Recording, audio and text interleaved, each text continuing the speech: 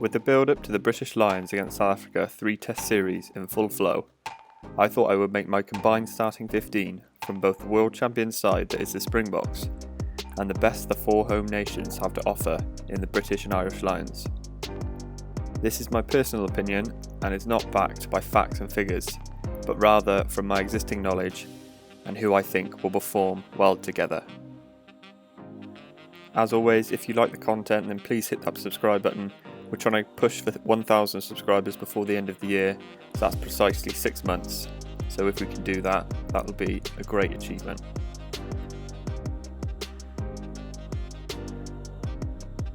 So at number 1, I picked Steven Kitshoff, the prodigy to the beast Matawira.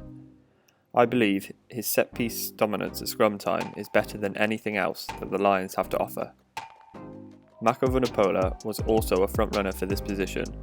However, the game against the South Sea Sharks put doubt in my mind, as he was pushed around a fair few times in the scrum. Couple this with his poor England and club form, Kitshoff is the in-form man and my pick for number 1.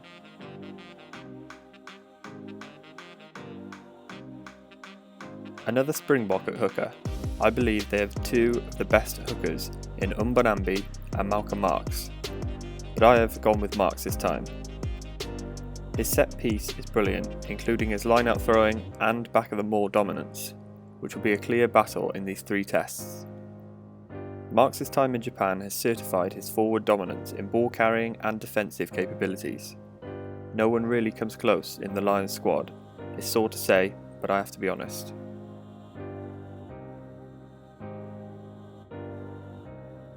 The first Lions addition in this team, and I think everyone can agree that Tadhg Furlong deserves the number 3 jersey. Similar to Marx, he has a destructive ball carrying game, and also twinkle toes, which was on display in this year's Six Nations. His scrummaging is one of the best in the world, and he's a real fan favourite, so I think this choice will be a popular pick among the viewers.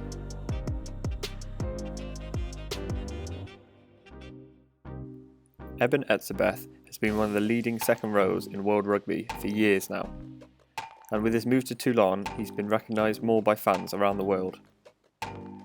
He seems to have confrontations every single game by riling up his opposition, but this is smart game plan from Etzebeth as he gets under the skin of his opponents.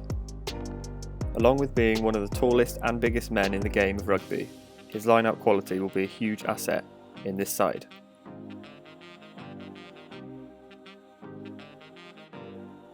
Maro Itoje hasn't been in his usual prolific form of late. However, we forget he's still relatively young for a leading test match second row. The other South African second rows did have a shout in this team of mine. However, I think Itoje provides an intensity which no other second row can offer. Itoje also provides leadership in the way he plays, similar to Alun Jones, so he's a quality addition to this team.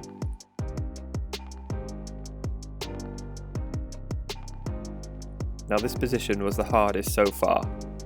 I've had a real dilemma between South African captain Siya Kolisi and Tom Curry, but maybe a slightly English biased pick, I've gone with Tom Curry. He's so young yet so good. No one works harder than him in defence, and although he's not the biggest of frames, he uses himself well in tackling and over the ball jackling. I don't think anyone rivals Kolisi in terms of sheer inspirational leadership. However, I've picked several other leaders in this team, and therefore I can afford to lose Kolisi. In my opinion, Curry is one of the best flankers in the world, and the sky is the limit. I'm excited to see him starting for the Lions this summer.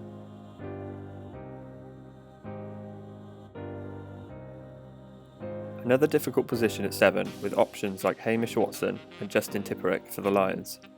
But I think we can't look over the 2019 Player of the Year, Peter Steph-Totoy, who has just regained full fitness ready for the Lions tour. His ball carrying is a huge reason why he's in my team, but his defence outshines any of his competitors. Tipuric probably offers more of a clean attacking style, but for my 7 I want a huge defensive display. Let me know what you think of this pick down in the comments.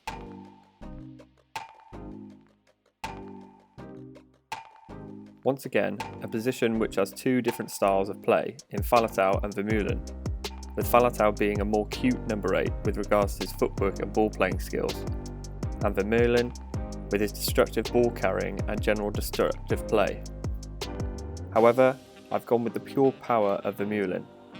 I think in this side, another heavy ball carrier is needed, and Vermeulen provides that standout carrying threat.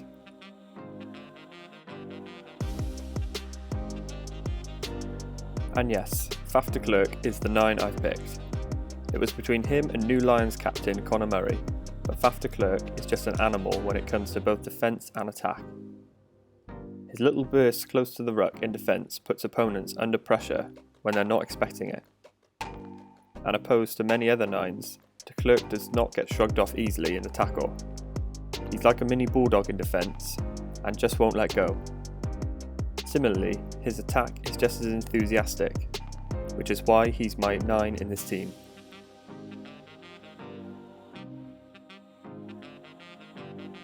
Now the number 10 position. This probably had the most contenders with Farrell Bigger and Pollard, but my number 10 is Pollard. No one can question his test match ability. He controls games so easily and his boot is what you want to get you out of trouble or to put oppositions under pressure. I know he's just come back from injury, but at his best, he's one of the best 10s in test match rugby, if not the best. Let me know down in the comments who you would have chosen.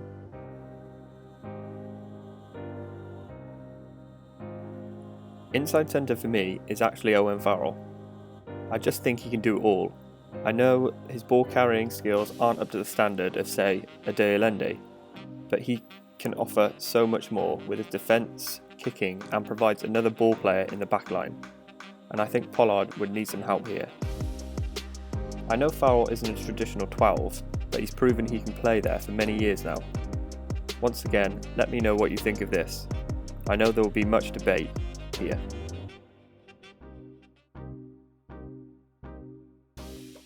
At 13, I've gone with Robbie Henshaw, a classy centre who can ball carry and break the line, and defend that 13 channel excellently.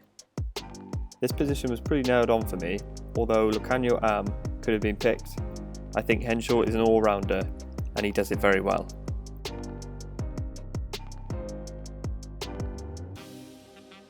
So for my left wing, of course, is Cheslin Colby, possibly the best player in this side. Did anyone see his 50-metre drop goal? Just wow. He constantly proves he can do it all: run, step, tackle, and he does it all with such class. He's a fan favourite and certainly a favourite of mine. No one can argue with this pick.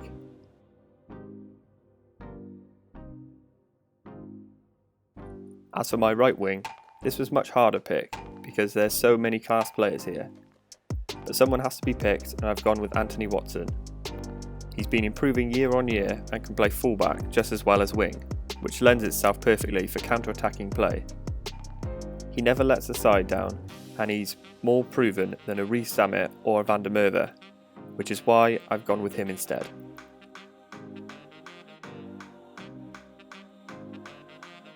And finally, my fullback is Stuart Hogg, another leader on the pitch, which is what I was going for here. I could have gone with Liam Williams, who is also class, and might actually start instead of Hogg for the Lions.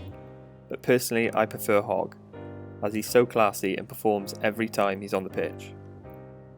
Anyone who watched him for Scotland and Exeter this season can see his quality both in attack and defence. Did you see that try-saving tackle against the South Sea Sharks? That defines why he's in my side. So that is my combined South African and British Lions starting 15. Let me know who you would change in the comments below, because I'm sure there are many debates with this team.